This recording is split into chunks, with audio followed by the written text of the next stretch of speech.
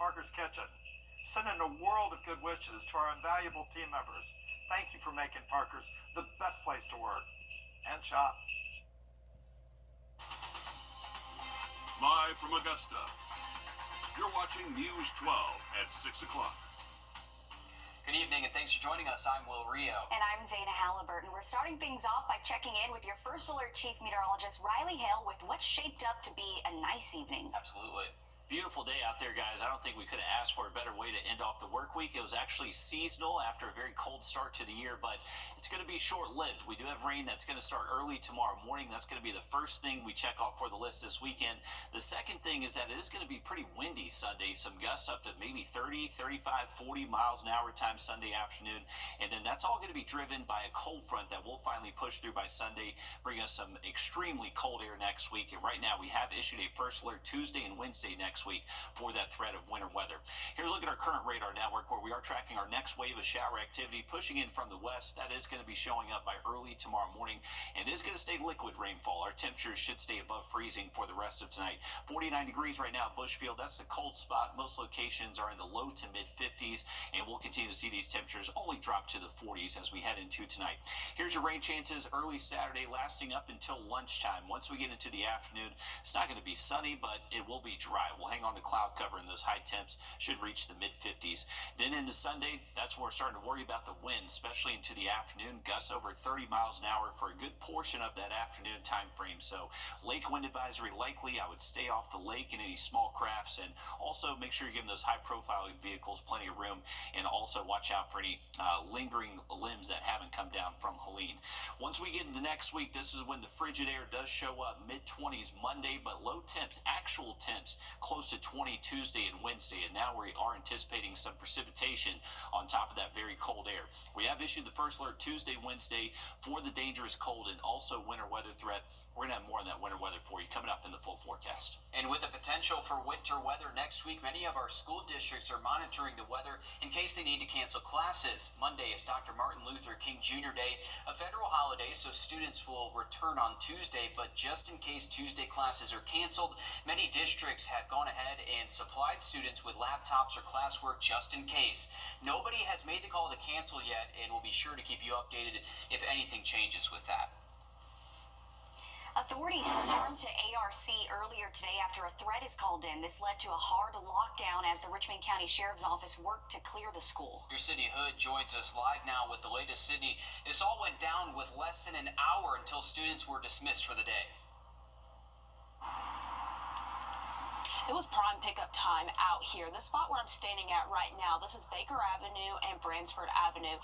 It looks nothing like it did 3 hours ago. I had cars on this side of me, cars on that side, cars behind me. I mean, to be honest with you, it looked like I was standing in the middle of a parking lot, the volume of cars out here. I want you to take a look at some video we grabbed out here around 3:30 this afternoon. I know whenever I got out here, I saw several parents hanging out their car windows trying to talk with each other to see if they knew what was going on, if they were able to get a hold of their kids. I saw a lot of parents actually getting out of their cars to walk up to this corner where I'm at right now, where there were deputies trying to control traffic to the best of their ability. These parents, they were trying to get as much information as they could. They were trying to get in touch with their kids, trying to make sure that their kids were safe, trying to make contact with their kids. And like I said, we have these deputies out here that were trying to keep some sort of calmness out here to the best of their ability. But like I said, these cars out here were just stopped for a minute there, and once they were able to get school buses onto the campus and these cars were able to actually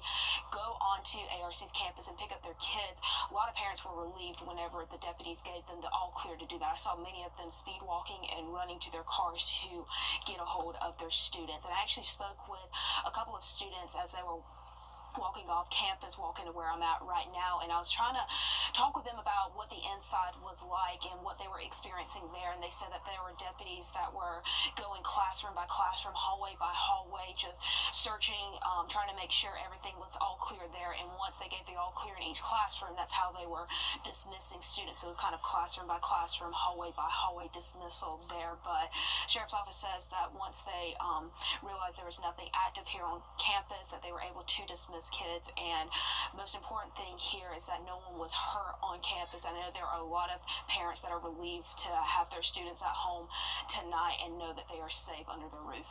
Yeah, it's just unfortunate that kids are having to go through these situations almost weekly, not only here but all across the nation. But also, one thing I want to point out, when we were out there earlier today, I mean, listening to some of those deputies and law enforcement on scene reassure some of the parents and, calmly explain what was going on out there.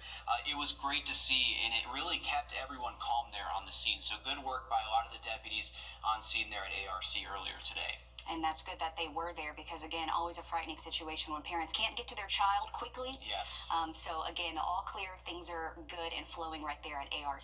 Thanks for that, Sydney. Today, more than $600,000 in grant money was handed out to 48 local nonprofits serving our area. This money comes from the Community Foundation for the Central Savannah River area. One of the nonprofits benefiting from this funding is Murphy Harps, which works directly with foster children right here in Augusta. As your Kayla Lopez explains, this funding will help turn houses into homes. 12,000 kids in foster care across Georgia. We don't have 12,000 beds. That's why some kids get stuck at hotels. The Murphy Harps Evolve initiative focuses on kids left behind. A lot of kids in Georgia get stuck at a psychiatric hospital because no provider will take them.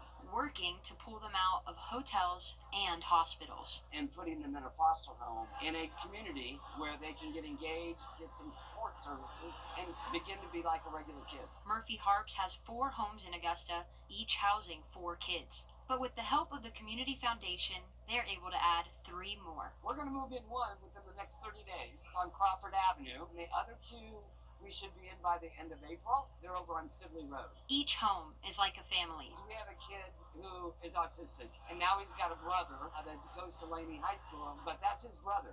They walk to church every day.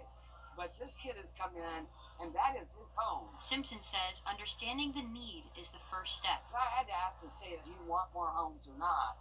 And they said, the faster you do them, the better. She says Georgia sees that need. They want to see the number of kids that are in hotels, that are stuck in psychiatric hospitals. They want to reduce that number. We've done that already for them, and they want more of it. And thanks to the Community Foundation, they get to do it right here at home. I'm indebted to the Community Foundation for donating to us because we're new in the Augusta area. It's all those partnerships within Augusta that's made it work. In Augusta, Kayla Lopez, on your side. If you'd like to become a foster parent with Murphy Harps or donate to the organization, that information is on our website at wrdw.com. Today, the Lincoln County community is mourning the loss of its 2nd District Commissioner, Larry Collins. The county chairman, Walker Norman, announced that Collins passed away today. Collins served as the District 2's commissioner from 1997 through 2010, and then again from 2014 up until today. And today, Edgefield County cut the ribbon on its new law enforcement center. Late last month, we got an inside look at the new facility, which replaces the jail that's been around since the 80s. Sheriff Jody Rowland told us that the former jail failed many inspections due to safety issues. A new facility, Rowland says, ensures all needs are met and brings different resources all under one roof. We've also incorporated the magistrate's operation. The magistrate's operation for the taxpayer. They can see us and the magistrate's court. Any ticket process, any civil process can be done right here for one stop. A kitchen, gym, courtroom, and space to hold 134 inmates are all featured in this new building. The old jail could hold less than 50 inmates. We're told there will be a gradual move-in process between all departments, the sheriff's office, magistrate court, and dispatch center. Today, News 12 got an inside look at Fresh Take, Augusta's newest grocery store. It's located next to the Outback Steakhouse on Washington Road, where the Whole Foods used to be. Fresh Take touts itself as an elevated shopping experience with a focus on fresh, ready-to-eat meals. There's a butcher shop, seafood counter, specialty food stations like sushi, pizza, pasta, juices, and smoothies, and a Starbucks coffee shop located inside the store because every store needs a Starbucks, right? There's also a beer and wine bar inside as well, and a barbecue smoker outside. I always wanted to have a store that had an abundance of food service offerings on one side, just like you see here. And I'm super happy and excited that I was able to bring this to the Augusta community to enjoy. I'm excited about this, Will. It's On gonna, Monday? Yeah, it's going to be packed there, too. I went to the Wayfair outlet store last weekend, and that was packed, so I can only imagine what this is going to be like, too. You're right. You'd probably have to get there like early so you can I'm actually excited, enjoy it, or just wait a few weeks right until it dies down. Fresh Take opens its doors to the public Monday at 10 in the morning for its soft opening, with a grand opening set for the 30th. The store tells us it's also committed to ensuring no food goes to waste and is partnering with Golden Harvest Food Bank. And a heads up for Monday, Dr. Martin Luther King Jr. Day is a federal holiday, meaning non-essential government offices like the DMV and city offices will be closed. The post office will also be closed, and trash pickup will not happen. Most grocery stores and major retailers will be open, including Costco, Target, and Walmart. Locally, due to the weather, Augusta's MLK Day Parade has been rescheduled to February 1st. Well, bridging the gap and helping connect people in need of work to locations willing to hire. Still ahead, we're sharing some great news about a local nonprofit doing just that. Riley? Well, we do have rain heading our way tomorrow morning. It's going to be a windy Sunday, and then, yes, snow does look possible heading into next week. Have a look at that first alert forecast just after the break. Time and Temp, brought to you by your First Alert weather team. It's the coldest time of year in the CSRA. To stay up to date on anything winter weather to severe weather, download our First Alert weather app to get the most accurate forecast in our area. It's the one thing For our clients. Welcome back, folks. If your travels tonight take you on I-20, you can see it is pretty busy eastbound and westbound lanes. Just a heads up, slow-moving traffic here near the state line. But, hey, a very nice end to the work week. High temps today topped out near 60 degrees. Right now, we're still close to 50 out at Bushfield. Most spots are still in the low 50s at the moment. We will stay dry this evening, but heading into tomorrow morning, you can see very high rain chances lasting up until at least around 11, 12 o'clock tomorrow. But once we get into tomorrow afternoon, it does look much drier for us. Just going to hang on to some cloud cover, and those high temps should stay in the mid and upper 50s. Once we get into Sunday, the concern transitions from rain to wind. Not expecting much rain Sunday during the day, but that wind is definitely going to be a threat for us, potentially gusting as high as 40 miles an hour at times. So be prepared for that. Maybe if you had lake plans Sunday, I would definitely anticipate a lake wind advisory issued for your Sunday, especially to the afternoon. That's when those gusts will get over 30 at times, and potentially, once again, maybe close to 40 in a few spots throughout the day Sunday. So just be mindful of that. Make sure you're securing loose items around your home, and also just watch out for any still damaged tree canopies left over from Helene. Those winds can definitely knock down any leaners for us. Once we get into next week, that cold front pushes through Sunday. That's where all the wind comes from. Behind it, very cold air for your MLK Monday, and then right now it does look like some precipitation is going to show up Tuesday afternoon into Tuesday night, and continue to be very cold in towards our Wednesday. So that's why we have issued a first alert heading into next week. Right now, highlighted in blue, the central northern CSRA. It's really trending like mainly a snow event thanks to this very cold air that will be in place next week.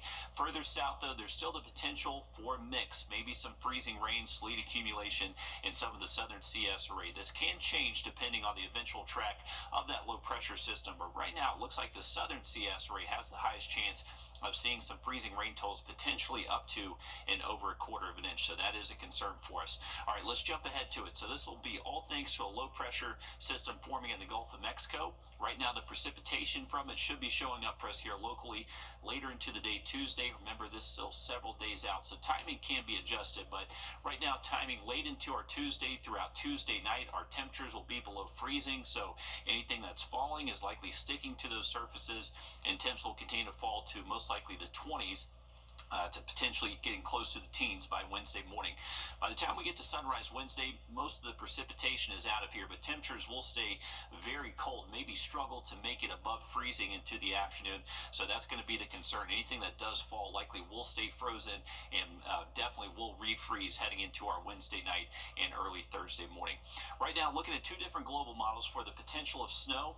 Both of them do show snow across the entire CSRA, but these totals do vary between the two models. So the reason why they do vary is that they have the low pressure system being a little bit stronger or weaker, or taking just a slightly different track. So that's what influences how much snow we potentially could see. So snow lovers definitely banking on the American model, where those totals potentially could get over 3 inches in a few spots, but there is definitely less certainty on how much. But confidence definitely increasing that something is going to be happening Tuesday into Wednesday.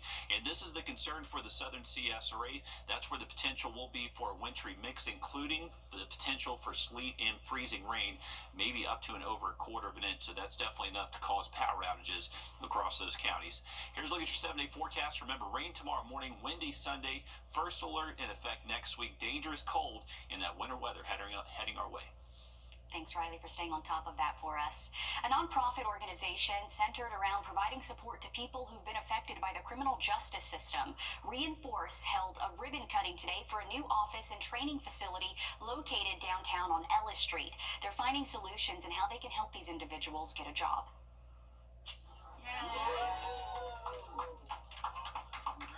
A new space to help create positive change in the lives of people facing employment barriers because of incarceration or legal convictions is now open for business. We provide workforce development to justice-impacted individuals, and we also train and work alongside of businesses who want to include those justice-impacted individuals into their labor force. Charlotte Garnes once found herself jobless after her employer discovered her legal conviction. This setback led her to want to make a difference by creating Reinforce. We focus on professional development for career-driven people to be able to know, like, I made a mistake in my past, now I've obtained this career and I no longer have to be stigmatized because of the felon or that journey of being incarcerated. A representative from Senator John Ossoff's team alongside the Downtown Development Authority and city officials were there in support of Reinforce's mission. In my mind, in my estimation, everyone who has been justice impacted are not violent, vicious criminals. They may have just made a mistake, and those mistakes should not follow them for the rest of their lives. And so this type of organization is great because it promotes second chances, which everyone deserves. Garnes says they're ready to help in any way they can. And this is what I feel like you'll have when you come to the Workforce Development Hub. You'll have that support, you'll have that empathy, you'll have that advocacy, and most importantly, you'll have that support. An organization that's certainly needed in our area. Again, they're located at 630 Ellis Street in Suite 2I and are open from 9 to 5. They also provide housing for women returning from incarceration as they work toward their fresh start. Yeah, like you said, a really important resource right here in our community. I think it's interesting and great to see so many of our local leaders. I mean, there was everyone from every corner of Augusta with the city there to help support this organization, which is great to see everyone working together. And again, if you need help, they are looking for business. You can go right to their office. We have more information on our website under the Finding Solutions tab. Well, coming up in sports, Lakeside's head football coach gets a surprise from staff and students. We'll take you inside the 5A school coming up next. First Alert Radar, powered by Jim Hudson Automotive Group. This weekend, get coupons at nationalhottub.com. On your sideline. Georgia High School Football Coach of the Year honors are out. They look at leadership, a strong winning record, and a positive impact on their players and community. All qualities that Lakeside Steve Hibbets fills. Hibbets was awarded the GHSA 5A Coach of the Year. This morning, he got the plaque to prove it. Surrounded by his supporting staff and coaches, Hibbets has been with the Panthers since 2014. He has a 50-66 record at Lakeside. This season, Lakeside went 10-2 for only the second time in program history, starting off with 7 straight wins, which has never been done. Receiving the recognition was a true team effort. It's like really a culmination, just like building and building and building and seeing these coaches and these players just work and work and work, and the students coming out to all the games and making them exciting, and that's what makes it all special. Under Hibbets, they picked up their first state playoff win since 2009. The Panthers finished second in the region behind Brunswick. Big night out for girls basketball that could have region implications. 2A Region 4 is one of the more difficult regions for girls basketball in our area. Josie, Butler, and Thompson all sit at the top of the leaderboard with Thompson and Josie an undefeated 3-0. That 2-way tie for first will get some separation tonight. Josie tips off at Thompson at 7 p.m. The Eagles beat Butler in OT last. Thompson is on a 7-game win streak. All right, thanks, Alyssa. And this just in, Midland Valley football has tabbed Brent Dorn as head coach. Dorn is the first alum of Midland Valley to serve as head coach. He graduated in 2008. The former offensive coordinator stepped in as interim this fall after it was announced that Earl Chapman would not return to the sideline. Dorn led the Mustangs to a 5-2 region record in a first-round playoff game. Riley? All right, thanks for that, Will. Looking at our 3-degree guarantee brought to you by Tub Doctor. Our forecast 59. The good Lord brought us the 60s today. Still well within our 3-degree guarantee, so another $50 to prepare for babies, up to $400 so far this month. I'm going to look at the 7-day forecast just after the break. The First Alert team, the best in Georgia. It's the Lazy Boy. Long live the lazy. On this Friday night, we look at the housing crisis in the wake of the California wildfires and why one resident told us they can't afford to grieve. These headlines and more tonight on the CBS Evening News. Take a look at our bird watching forecast brought to you by Wild Birds Unlimited. Tomorrow morning, the bird feeder may not be too active. We do have high rain chances tomorrow morning up until midday. I would say they're much more active later into the afternoon. Once we get in towards our Sunday, that's when it's going to turn much windier across the area. But this is going to be our main rain system that does show up early tomorrow morning, lasts up until lunchtime, but a little bit drier into the afternoon. That main cold front will arrive Sunday, so that's why it's going to be so windy out there. And then we will see much colder air move in behind that front Sunday night into Monday. Our temperatures should be falling down into the 20s by daybreak Monday morning. We are going to stay dry Monday for any MLK plans, but once we get later into our Tuesday afternoon, we are anticipating the threat for some snow, maybe some mix in some of our southern counties. That will continue Tuesday night, but should be out of here by Wednesday morning. But remember, very cold air anticipated behind that system, so the first alert will stay in effect all day Wednesday. We could have to extend that because low temperatures near 17 next Thursday. Okay, well, hope you enjoy today while we have it. Thanks, Riley. We're back live on 26 News at 7. And for News 12 at 10 and 11 o'clock. Thanks for watching.